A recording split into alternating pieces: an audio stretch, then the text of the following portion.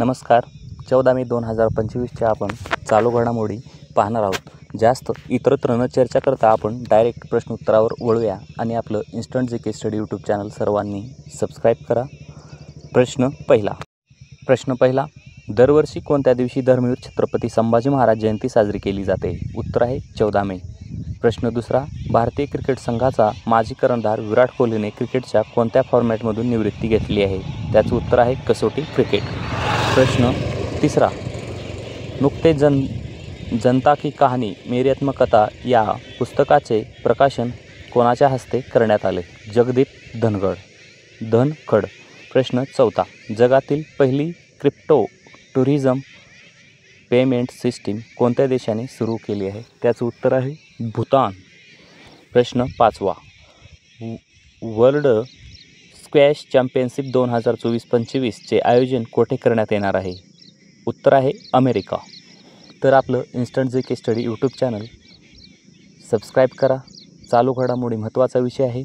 खूप आणि बऱ्याच जाहिराती येणार आहेत. मुद्रांक शुल्क विभागाची फॉर्म भरायची तारीख वाढलेली आहे. कोण भरलेलं नसेल तर नक्की भरून घ्या. नांदेड आरोग्य सेवकची पण जाहिरात सुटलेली आहे, ती पण भरून घ्या. आणि सर्वांना विनंती आहे की आपला डेली चालू घडामोडी आपण घेतो आहे, त्यासाठी चालू घडामोडी महत्त्वाचा विषय. खूप जाहिराती सुटतील आणि खूप परीक्षा होणार आहेत, त्यामुळं सर्वांनी आपलं यूट्यूब चॅनल सबस्क्राईब करा आणि शेअर करा.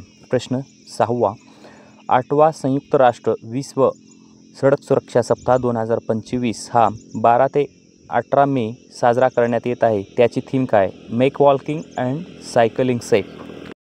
प्रश्न सातवा, व्हीआयटीचे संस्थापक जी विश्वनाथ यांना कोणत्या ठिकाणच्या RITने मानद डॉक्टरेट प्रदान केले आहे? न्यूयॉर्क. प्रश्न आठवा, जगातील सर्वाधिक अब्जाधीश राहणाऱ्या शहरामध्ये मुंबईचा कितवा क्रमांक आहे? 3रा आणि पहिला आहे न्यूयॉर्क. प्रश्न नववा, 72वी मिस वर्ल्ड सौंदर्य स्पर्धेचे आयोजन कोणत्या राज्यात करण्यात आलं आहे? त्याचं उत्तर आहे तेलंगणा. प्रश्न 10वा, चीनमध्ये जगातील सर्वात उंच डॅम बांधण्यात येत असून त्याची उंची किती मीटर आहे? 315 मीटर त्याची उंची आहे.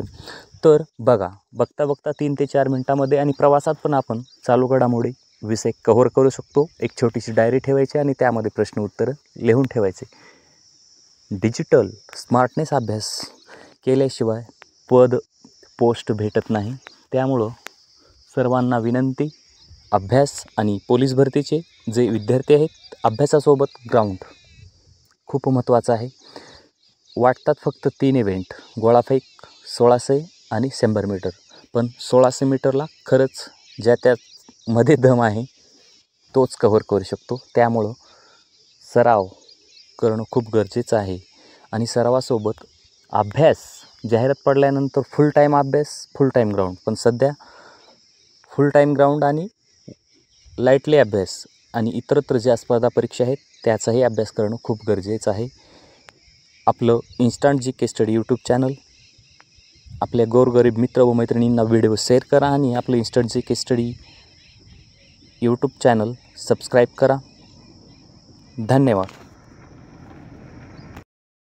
वारंवार सांगतोय की चालू घडामोडी खूप महत्त्वाचा टॉपिक आहे. नंतर पश्चाताप होण्यापेक्षा अगोदर अभ्यास केलेला बरा.